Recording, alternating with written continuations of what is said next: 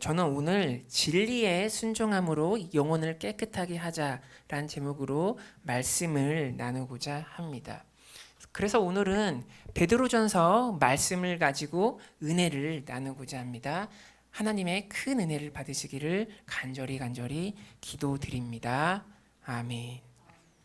그래서 오늘 본문을 통하여 알 수 있는 메시지는 첫째로 하나님께서는 사랑으로 우리를 끝까지 품으시고 책임지시는 분이라는 것을 우리가 알 수 있습니다. 그래서 오늘 본문에 보면 흠도 없고 점도 없으시는 깨끗한 어린 양 같은 예수 그리스도 때문에 우리가 헛된 행실에서 대속함을 받았다고 말씀하고 있습니다. 그런데 예수 그리스도는 창세 전부터 우리에게 미리 알린 바 되었다고 본문은 말씀하고 있습니다. 또한 본문뿐만 아니라 잠언에서도 주님께서 태초부터 만물이 창조되기 전부터 계신 것을 말씀하고 있습니다. 그래서 잠언 8장 22절에서 23절 보면 여호와께서 그 조화의 시작 곧 태초에 일하시기 전에 나를 가지셨으며 만세 전부터 태초부터 땅이 생기기 전부터 내가 세움을 받았나니 이렇게 말씀하고 있습니다. 그래서 이 본문에서 태초부터 계신 분은 누구를 상징하냐면 지혜이신 예수 그리스도를 상징합니다. 그래서 예수 그리스도는 창세 전부터 우리에게 미리 알린 바 되었습니다. 그래서 예수님께서는 우리보다 먼저 계신 분이시고 만물이 형성되기 그 전부터 하나님과 함께 우리를 창조하셨습니다. 그래서 주님께서는 창조자가 되시어서 하나님과 함께 창조의 영광과 기쁨을 누리셨습니다.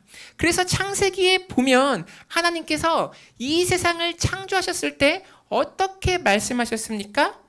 하나님 보시기에 참 좋았더라 이렇게 말씀하고 있습니다. 그래서 하나님께서는 빛을 창조하실 때도 또 우주와 별을 창조하실 때도 그리고 모든 생명체를 창조하실 때도 주님께서는 창조를 하시며 참 좋았더라 의 기쁨과 영광을 하나님과 함께 누리셨습니다.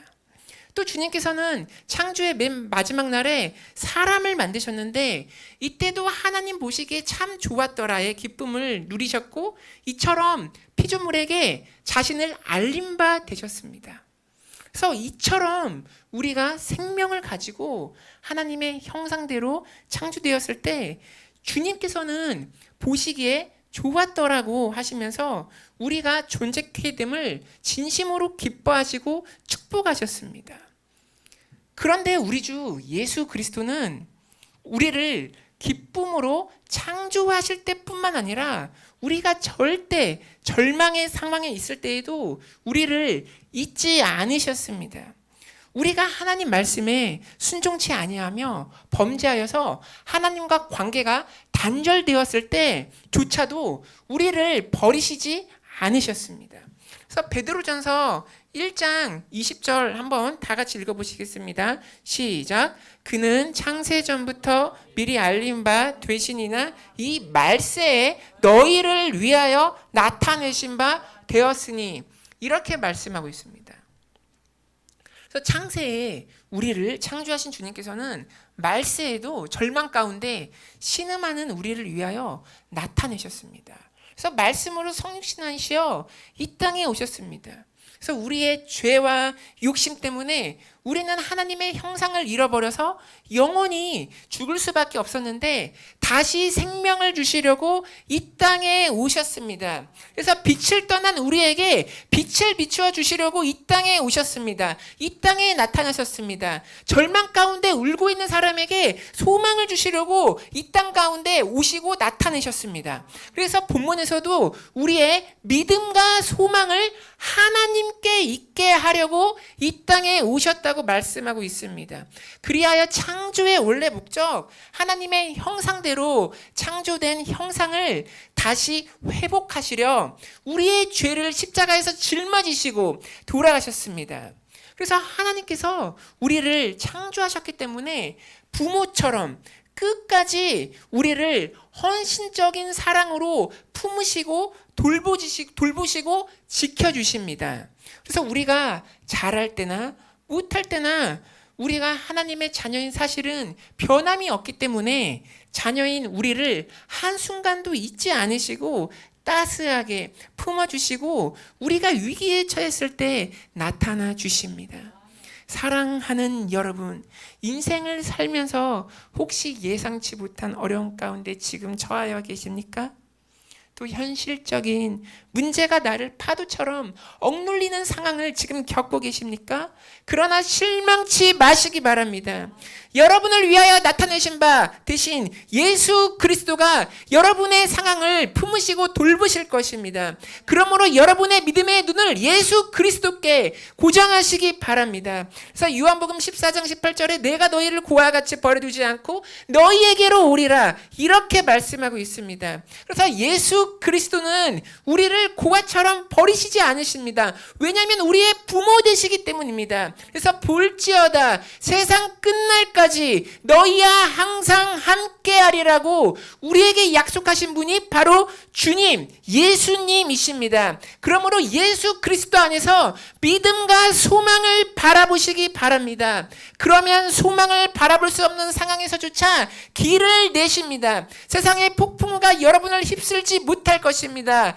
여러분이 물 가운데 있을 때 물이 여러분을 침몰하지 못할 것입니다. 여러분의 육신의 병을 치유하여 주실 것입니다. 하나님의 의로운 오른손이 여러분을 붙잡아 주실 것입니다. 그러므로 예수님을 믿으시고 예수님을 붙잡으시기 바랍니다. 예수님 안에서 소망을 품으시길 바랍니다. 그 소망으로 즐거워하시기 바랍니다. 그래서 로마서 12장 12절에 보면 소망 중에 즐거워하며 환난 중에 참으며 기도에 항상 힘쓰라 할렐루야 이렇게 말씀하고 있습니다. 사랑하는 여러분, 환난을 겪고 있으면 소망을 꿈꾸며 환난을 참으시기를 바랍니다. 그리고 기도에 힘쓰시기 바랍니다. 예수 그리스도의 이름으로 기도하시기 바랍니다. 성령 안에서 기도하시고 의의 소망을 품으시기 바랍니다. 기도를 하면 주님의 능력과 권세와 기적이 나타납니다. 우리에게 기적을 행하시는 분입니다. 그리고 여러분이 그 기적을 체험하실 것입니다. 기도로 여러분을 끝까지 돌보시는 주님을 체험하시는 여러분이 되시기를 간절히 기도드립니다. 아멘. 둘째로 우리가 본문을 통하여 알 수 있는 메시지는 우리가 진리에 순종하여 영혼을 깨끗하게 해야 한다는 사실입니다. 사랑하는 여러분, 진리가 무엇입니까? 진리는 예수 그리스도와 하나님의 말씀을 동시에 상징하고 나타내고 있습니다. 그래서 요한복음에서는 은혜와 진리는 예수 그리스도로부터 나왔다고 말씀하고 있습니다. 또한 주님께서는 아버지의 말씀, 곧 하나님의 말씀은 진리나이다 라고 이렇게 선포하셨습니다. 그러므로 진리는 예수 그리스도를 상징함과 동시에 하나님의 말씀을 동시에 나타냅니다. 그래서 진리에 순종한다는 것은 무엇이냐? 예수님을 믿고 하나님의 말씀을 따른다는 것을 의미합니다. 사랑하는 여러분, 진리 되신 예수님을 믿으시고 하나님의 말씀을 따르시기를 바랍니다. 우리가 진리에 순종하면 손해볼 것이 하나도 없습니다. 반면 우리가 세상적인 가치관을 따르고 세상적인 것에 투자를 하면 분명 때로는 이익을 볼 수 있어도 손해를 보기도 합니다. 주식 투자 보세요. 저명한 경제 분석 기관을 믿고 추천 주식에 투자하면 이익만을 봅니까? 손해를 보는 확률도 더 큽니다. 그러나 진리는 그러지 않습니다. 우리의 영혼에 유익함만을 주고 손해율이 전혀 없는 완벽한 투자입니다. 사랑하는 여러분, 그러므로 영적 것에 영적인 일에 투자하시기 바랍니다. 여러분이 진리에 순종하시고 진리를 따르시기를 바랍니다. 그렇다면 우리가 진리에 순종하면 우리에게 어떤 유익함을 줍니까? 바로 우리의 영혼을 깨끗하게 하고 정결케 하는 유익을 줍니다. 그래서 진리는 예수 그리스도이므로 주님께서 우리를 죄로부터 자유케 하심으로 죄의 힘이 더 이상 우리에게 힘을 발휘하지 못합니다. 그래서 예수 그리스도를 믿기 전에는 죄의 힘이 우리를 자석처럼 꼭 붙잡고 있었는데 이제 진리이신 예수 그리스도를 믿으면 우리의 죄가 우리로부터 힘을 쓰지를 못합니다. 마치 우리가 쓰레기장에서 놀거나 더러운 진흙탕에서 놀면 우리의 옷과 몸이 더러워지지 않습니까? 우리가 이 더러움으로부터 깨끗하게 되는 길은 그 더러운 장소를 떠나는 일입니다. 영원히 이별하는 것입니다. 이처럼 예수 그리스도의 십자가의 능력과 하나님의 말씀의 힘은 더러운 죄와 영원한 이별을 가능케 하기 때문에 우리의 영혼이 깨끗해 되는 것입니다. 사랑하는 여러분, 여러분의 영혼을 하나님의 말씀으로 깨끗하게 하시기 바랍니다. 사랑하는 여러분, 여러분의 영혼을 깨끗하게 하고 싶으십니까? 그렇다면 예수님을 믿으시고 하나님 말씀에 순종하시기 바랍니다. 예수 그리스도의 옷을 입으시기 바랍니다. 주님의 빛의 갑옷을 입으시기를 바랍니다. 그래서 로마서 13장 12절에서 14절 한번 다 같이 읽어보시겠습니다. 시작. 밤이 깊고 우리가 어둠의 일을 벗고 빛의 갑옷을 입자. 낮에와 같이 단정히 행하고 방탕하거나 술 취하지 말며 음란하거나 후색하지 말며 다투거나 시기하지 말고 오직 주 예수 그리스도로 옷 입고 정욕을 위하여 육신의 일을 도모하지 말라. 이렇게 말씀하고 있습니다. 그래서 우리가 예수 그리스도의 깨끗한 옷, 클린한 옷, 그리고 즉 빛의 갑옷을 입으면 우리가 더 이상 방탕하지 않게 됩니다. 깨끗하게 됩니다. 그리고 술 취하지 않게 됩니다. 또 담배를 끊게 됩니다. 음란하지 않게 됩니다. 다투지 않게 됩니다. 시기하지 않게 됩니다. 이렇게 되는 것입니다. 그래서 저는 얼마 전 우연히 길거리를 가다가 어떤 아이가 우리 아빠는 맨날 술만 먹는다고 하는 하소연하는 대화를 들었습니다. 사랑하는 여러분, 술과 담배에 중독이 되어 있으면 참 끊기 힘들죠. 그러나 예수 그리스도 안에서는 가능합니다. 사랑하는 여러분, 예수 그리스도의 능력과 성령님의 권능을 힘입어 세상적인 중독을 끊으시기를 바랍니다. 그래서 예수 그리스도의 옷은 깨끗하고 빛나는 영의 옷이기 때문에 우리가 그 옷을 입으면 육신의 일을 도모하지 않게 됩니다. 사랑하는 여러분, 사회생활을 하면서 이러한 중독은 어쩔 수 없는 것으로 생각하십니까?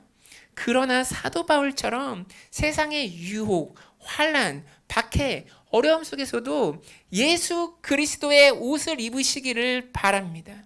그래서 사도 바울 보세요. 사도 바울은 환난과 핍박과 세상의 유혹 속에서도 예수 그리스도의 옷, 빛의 옷을 입어서 하나님의 영광을 나타내었습니다. 그래서 고린도후서 6장 4절에서 7절에 보면 환난과 궁핍과 고난과 매맞음과 갇힘과 난동과 수고로움과 자지 못함과 먹지 못한 가운데서도 깨끗함과 지식과 오래 참음과 자비함과 성령의 감화와 거짓이 없는 사랑과 진리의 말씀과 하나님의 능력으로 의의 무기를 좌우에 가지고 이렇게 말씀하고 있습니다. 그래서 사도 바울은 환난과 궁핍과 고난과 수고로움 가운데서도 세상과 타협하지 않고 영혼의 깨끗함과 진리의 말씀과 하나님의 능력으로 내가 의의 무기를 가졌다고 고백하고 있습니다. 사랑하는 여러분, 여러분의 상황 가운데 세상적인 욕망, 육신의 정욕이 달콤하게 나를 유혹하는 것을 참지 못하십니까? 도저히 세상적인 중독을 끊지 못한 채 죄 가운데 버둥대고 계십니까? 그렇다면 진리에 순종하셔서 예수 그리스도의 깨끗한 옷, 빛의 옷을 입으시기 바랍니다. 그리하여 여러분의 영혼을 깨끗하게 하시기 바랍니다. 그래서 예수 그리스도의 십자가의 보혈은 어떠한 죄, 더러운 죄, 오염된 죄라도 흰눈보다 더 깨끗게 하는 능력이 있습니다.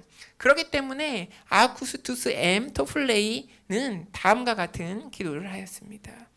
만세의 반석이시여, 그 바위 틈에 저를 숨겨 주시옵소서. 주의 옆구리에서 흘러나오는 물과 피로 제 죄를 씻어주시고 저의 죄책감과 죄의 힘으로부터 구해 주소서. 제 손에 아무것도 없으니 오직 주의 십자가를 붙잡습니다. 벌거벗은 채 주께 가오니 저를 입혀 주시옵소서. 아무것도 할 수 없는 제가 주님의 은혜를 구합니다. 더럽고 악취나는 제가 주의 샘으로 달려갑니다.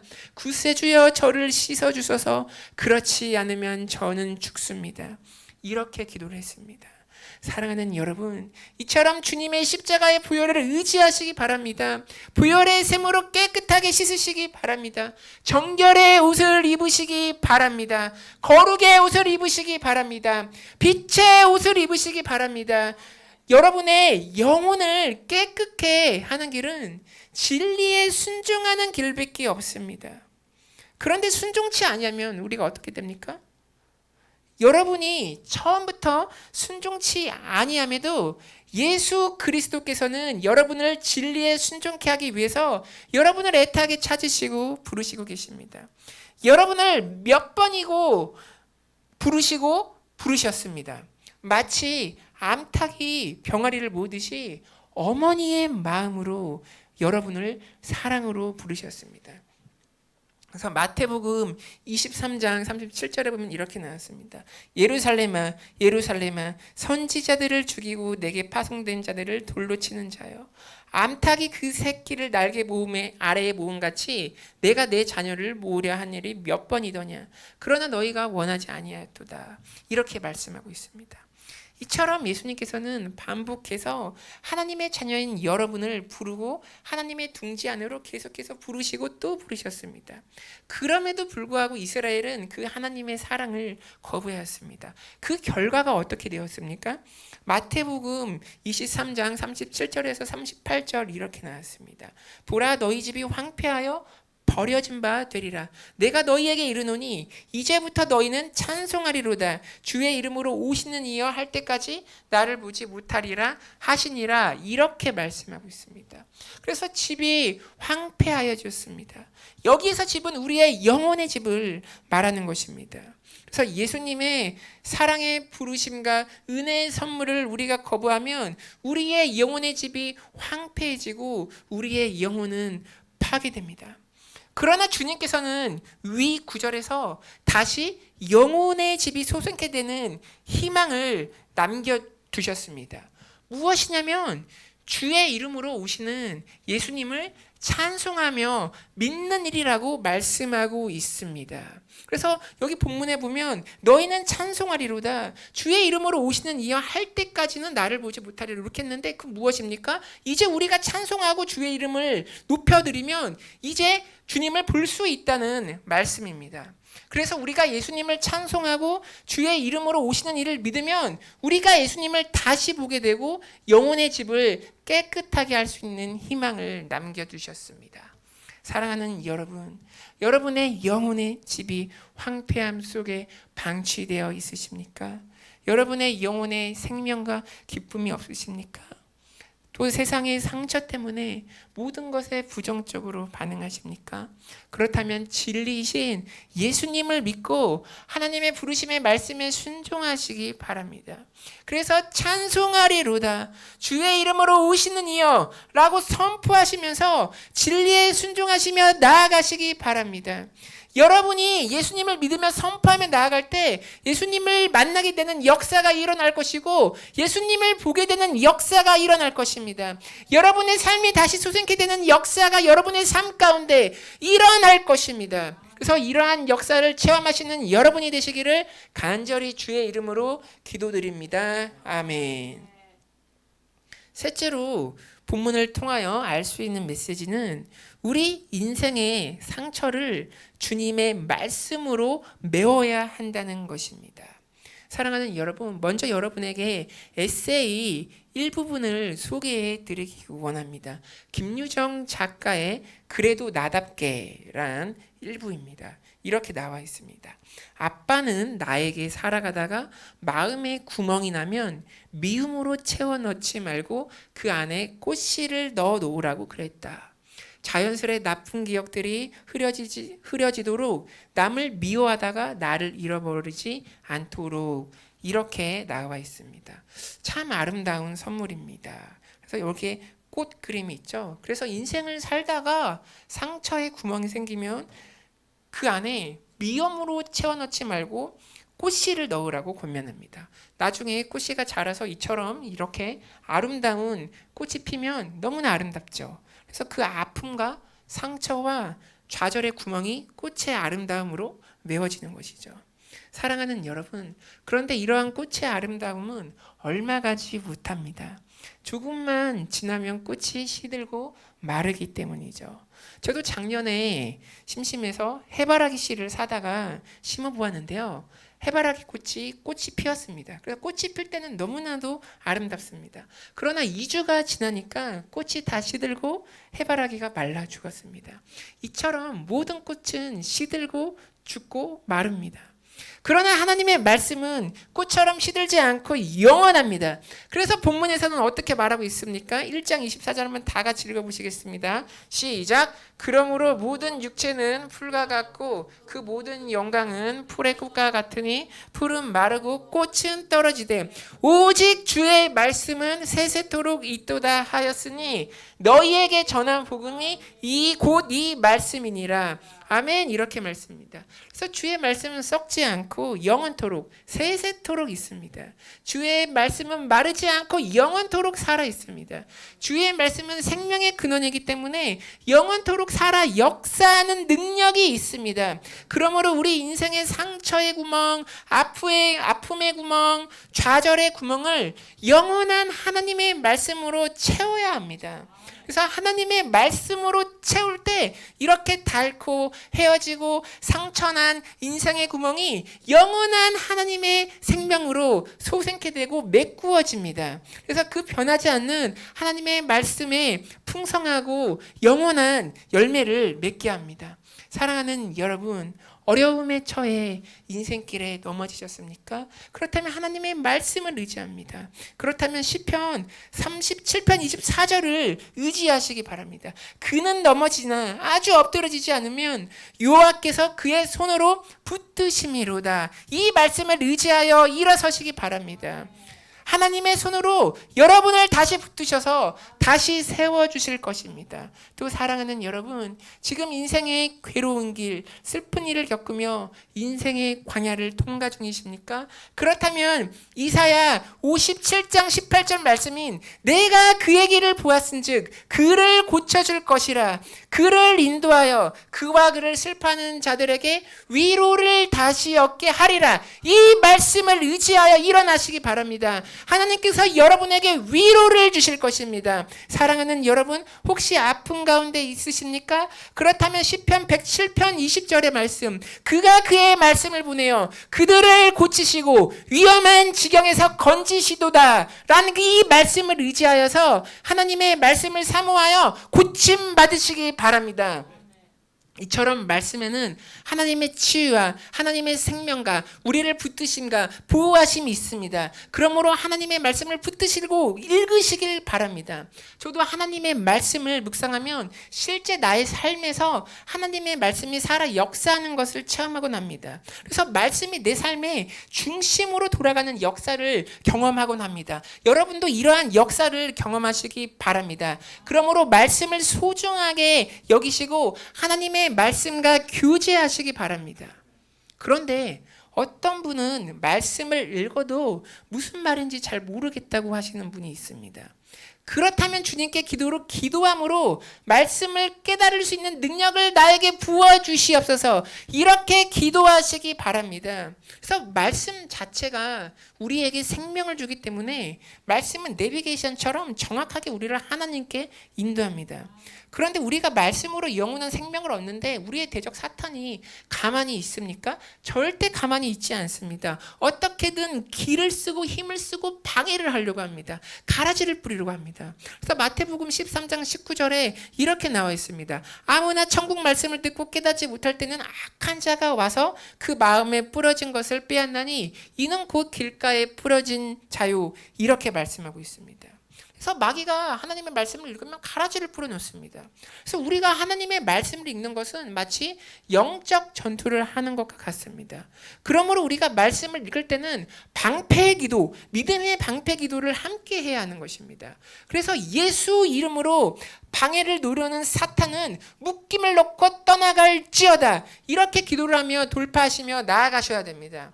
그리고 또 예수 이름으로 말씀에 감추어진 진리가 나에게 비추어질지어다, 이렇게 기도를 하며 돌파하며 나가셔야 됩니다. 사랑하는 여러분, 그런데 여러분뿐만 아니라 예수님의 제자들도 맨 처음에는 하나님의 말씀을 이해하지 못하고 깨닫지 못하였습니다. 그래서 누가복음 9장 45절에 보면 이렇게 나와 있습니다. 그들이 이 말씀을 알지 못하니 이는 그들로 깨닫지 못하게 숨긴 바 되었음이라, 이렇게 말씀하고 있습니다. 여기서 그들은 제자들인데 말씀의 진리가 그들에게 숨긴 바 되었다고 말씀하고 있습니다. 그러나 제자들은 실망치 않고 예수님과 함께 계속 머물면서 가르침을 받고 예수님의 십자가의 사건을 겪게 되고 성령님의 조명하심을 받게 되자 말씀에 숨겨진 비밀이 제자들에게 드러나게 되었고 역사하게 되었고 마침내 제자들은 말씀을 깨달을 수가 있었습니다. 이러한 역사가 저와 여러분에도 일어나기를 기도드립니다. 우리 인생도 이해와 같습니다. 사랑하는 여러분, 하나님의 말씀을 읽어도 이해가 안 되더라도 실망치 마시기 바랍니다. 성령님의 조명하심을 받으시고 성령님의 인도하심을 따라 말씀을 가까이 하면 조금씩 여러분에게 말씀의 빛을 비추어 주십니다. 우리 인생의 여러 가지 경험과 함께 하나님의 말씀을 조금씩 깨닫는 과정입니다. 여러분이 하나님의 말씀을 가까이 하려는 의지가 있고 실천적으로 하나님의 말씀을 붙잡고 읽으시면 삶 속에서 여러분이 영적인 비밀을 깨닫는 역사가 일어날 것입니다. 그래서 말씀의 깨달음, 이걸 헬라어로 레마라고 합니다. 그래서 여러분에게 하나님께서 레마를 주실 것입니다. 그래서 그 말씀에 숨겨진 비밀이 세상을 살면서 생긴 지치고 닳고 헤어지고 상처난 구멍을 메꾸어 주셔서 영원한 아름다움으로 바꾸어 주실 것입니다. 그래서 어려움, 슬픔, 절망, 실패, 좌절 가운데 있다고 실망치 마시고 변하지 않는 영원한 하나님 말씀을 힘입어 일어서시는 여러분이 되시기를 간절히 기도드립니다. 아멘. 말씀을 맺겠습니다. 첫째로 하나님께서는 사랑으로 우리를 끝까지 품으시고 책임지시는 분이십니다. 하나님은 우리를 낳으신 영적인 부모 되십니다. 하나님께서는 우리를 창조하셨을 때 보시기에 좋았더라 라는 그 영광만 누리지 않으시고 우리의 영적인 부모이시기에 우리의 매 순간순간 인생의 고비마다 인생의 절벽에 서 있을 때조차도 끝까지 우리를 책임지시는 분이십니다. 하나님은 신실하시기에 우리를 고와 같이 버리시지 않으십니다. 사랑과 긍휼로 품어주시고 우리에게 믿음과 소망을 주십니다. 절망의 상황 가운데 있으셔도 실망치 마시고 예수 그리스도 안에서 소망을 바라보시는 여러분이 되시기를 기도드립니다. 둘째로 우리는 진리에 순종하여서 우리의 영혼을 깨끗하게 해야 됩니다. 진리에 순종한다는 것은 예수님을 믿고 하나님의 말씀을 따른다는 것을 의미합니다. 진리가 우리를 더럽고 추한 죄로부터 자유케 합니다. 예수 그리스도의 보혈이 우리의 죄를 속박으로부터 끊어냅니다. 그러므로 예수 그리스도의 옷, 빛의 옷을 입으셔서 우리가 육신의 일을 멀리 하시기를 바랍니다. 그렇기 때문에 우리의 영혼이 깨끗하게 되는 것입니다. 예수 그리스도의 정결의 옷을 입으셔서 여러분의 영혼의 집을 황폐하게 하지 마시고 깨끗하게 아름답게 다시 수리하시기 바랍니다. 혹시 황폐해졌다고 실망치 마시고 지금 힘을 내시고 일어서시기 바랍니다. 찬송하리로다 주의 이름으로 오시는 이여 라고 선포하며 진리에 순종하며 나아가시기 바랍니다. 하나님께서 여러분을 회복해 하실 것입니다. 마지막으로 우리는 우리 인생의 상처를 주님의 말씀으로 메워야 됩니다. 인생을 살면 좌절과 실패와 분노와 상처와 아픔으로 헤어지고 다른 구멍을 영원한 주님의 말씀으로 메꿔야 됩니다. 왜냐하면 꽃은 시들고 마르나 하나님의 말씀은 영원하기 때문입니다. 생명의 근원이기 때문입니다. 그러므로 말씀을 가까이 하시고 사랑하시기 바랍니다. 그런데 말씀은 생명을 주기 때문에 사탄이 방해를 놓을 수도 있습니다. 이때 예수 그리스도의 이름으로 사탄의 권세를 파쇄하면서 나아가시기 바랍니다. 성령님의 조명하심을 구하시고 말씀의 비밀을 나에게 보여주시옵소서라고 기도하며 나아가시기 바랍니다. 썩지 않고 영원한 말씀이 여러분의 영혼을 아름답게 바꾸어 놓을 것입니다. 그래서 이 기적을 체험하시는 여러분이 되시기를 간절히 기도드립니다. 아멘. 오늘 들으신 말씀을 생각하시면서 우리가 다 같이 합심하여 기도하기 원합니다. 우리를 사랑으로 품으시고 책임지시는 주님을 내가 의지하기 원합니다. 우리가 주님 안에서 믿음과 소망을 바라보기 원합니다. 또 우리가 진리에 순종하여 우리 영혼의 집을 아름답고 깨끗하게 하기 원합니다. 그리고 인생의 닳고 상처난 구멍을 영원한 하나님의 말씀으로 메우기를 원합니다. 그리고 정결의 영 부흥의 불을 우리에게 부어 주옵소서. 우리 다 같이 주님의 이름 한번 부르고 다 같이 기도하시겠습니다. 주여